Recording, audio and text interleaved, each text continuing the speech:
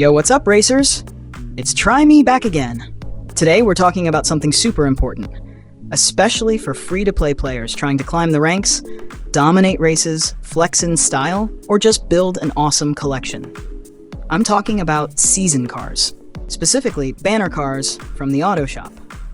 Season cars are limited-time banner cars in Drift Racing 3v3. You can only get them during their active banner period, and once the season ends, they're gone. We don't know when or if they'll ever return. These cars are usually pretty strong in specific scenarios. Each one brings something unique to the table, and some are definitely worth going for if you're a free-to-play player.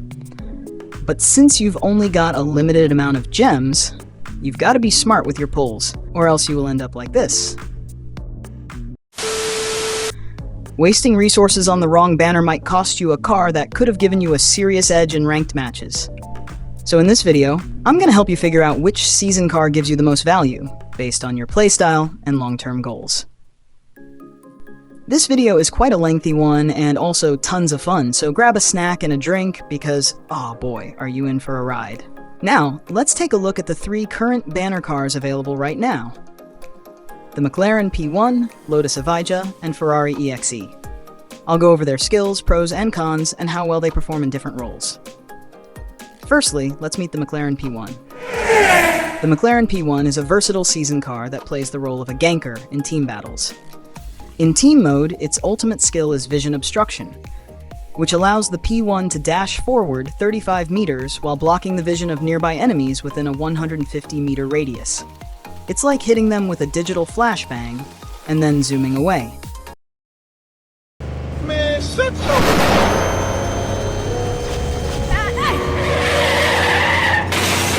No!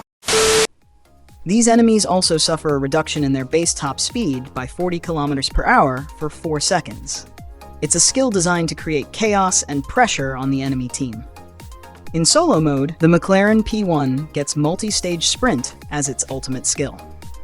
The moment you activate it, you dash forward 35 meters instantly, but it doesn't stop there.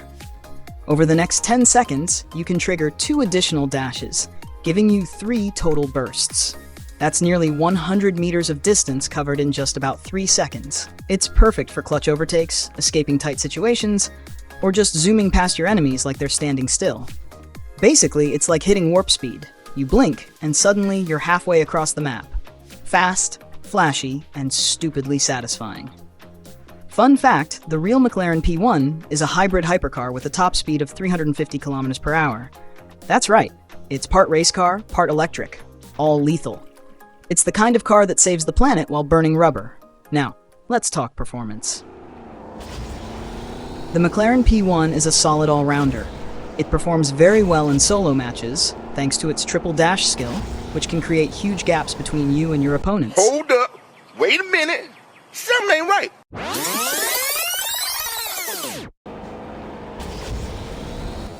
Wait! What the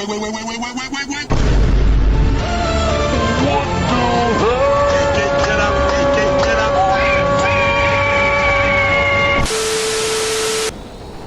It's great for flashy finishes and making sudden comebacks.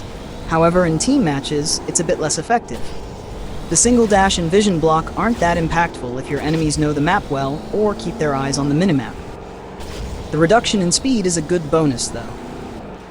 It also doesn't have the best control among the 3 season cars, making it not as maneuverable during a corner, but it can be an advantage, since it won't easily overturn, which can be helpful at times, making it easier to handle.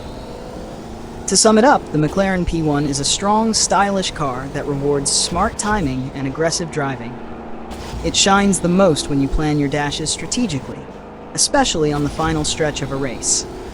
If you're the kind of player who loves dramatic overtakes and thrives in pressure situations, this one's for you.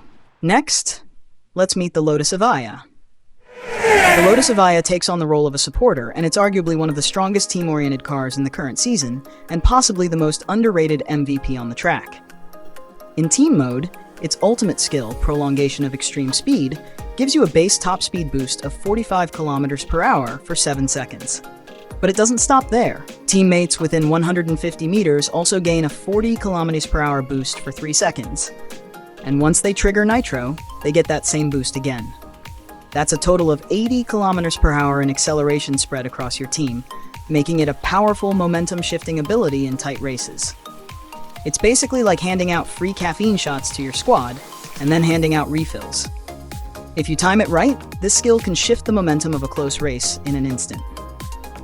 In solo mode, the Lotus Evija's ultimate skill turns into a speed-stacking powerhouse. When activated, it grants you 35 kilometers per hour base top speed for 10 seconds.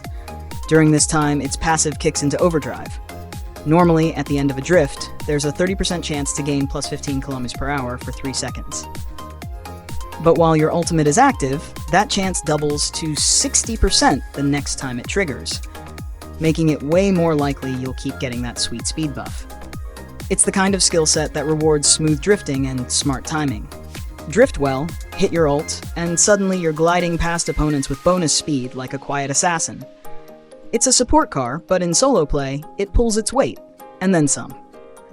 Fun fact, the real Lotus Evija is fully electric and produces nearly 2,000 horsepower. Yeah, you heard that right. 2,000.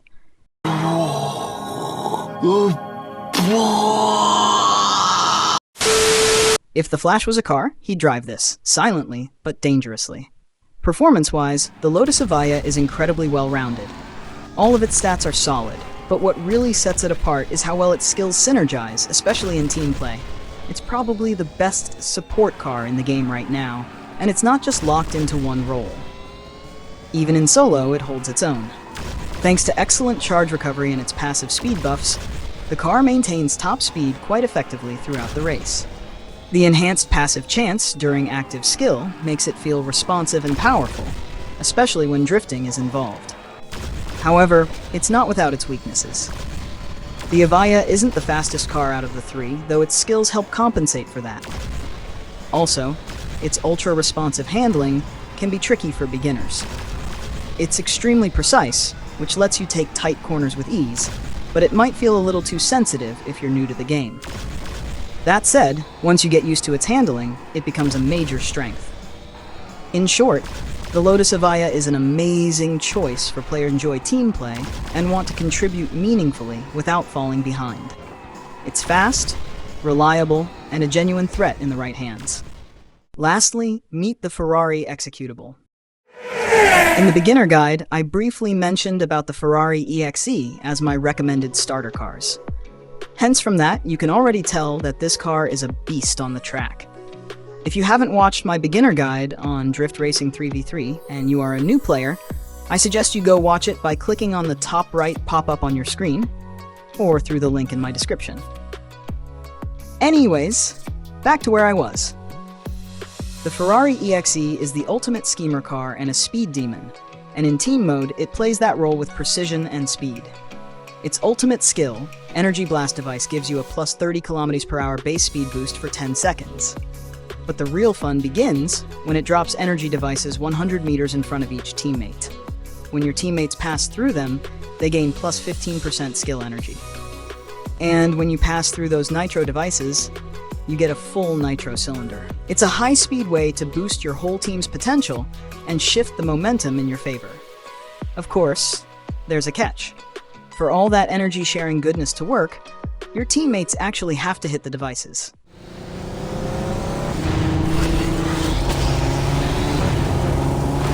Oh my god, bro. Oh, hell no, man. What the fuck, man?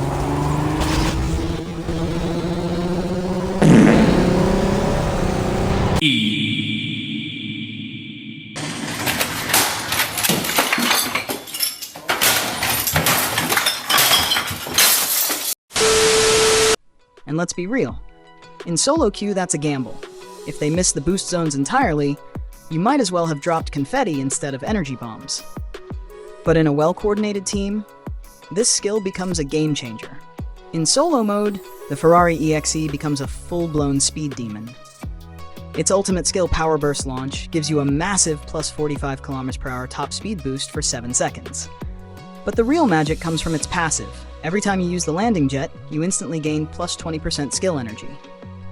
Given how fast this car is, you'll be triggering that passive quite often. letting you cycle your ultimate way more often than your opponents. It is so fast to the point where it can even fly. Don't believe me? Take a look at this. I believe I can fly.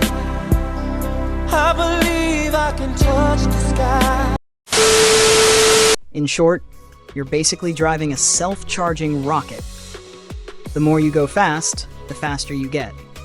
It's a feedback loop of acceleration, and it makes the EXE nearly unstoppable in the hands of a player who knows how to keep momentum. Fun fact, the car concept was created by Leiyang Bai, a car design student, not an official Ferrari project. It went super viral thanks to its stunning visuals and its perfect fit for Cyberpunk 2077 aesthetics. Furthermore, the concept was inspired by the Ferrari 312P. The original 312P was a 1969 Le Mans prototype. It was known for its long tail, low-slung body, and open cockpit. Bai took those curves and digitally mutated them into a closed cockpit electric monster with aggressive lines. The Ferrari EXE is the fastest car among the current season lineup, and its overall stats, control, handling, speed, and charge, are excellent. It excels in both solo and team modes, and if you're a skilled driver, you'll find it's possible to keep chaining skills and boosts with almost no downtime. This car is built for constant acceleration and momentum. You can essentially overwhelm opponents through raw speed alone, especially in solo matches. That said, it does have a couple of caveats. In team mode, your ultimate's full value depends heavily on your teammates. If they miss the nitro device or aren't positioned correctly, they won't benefit from the energy boost. Likewise, you need to stay relatively close to them to make use of the device yourself. So, while the EXE has great solo power, its team utility can be hit or miss depending on coordination.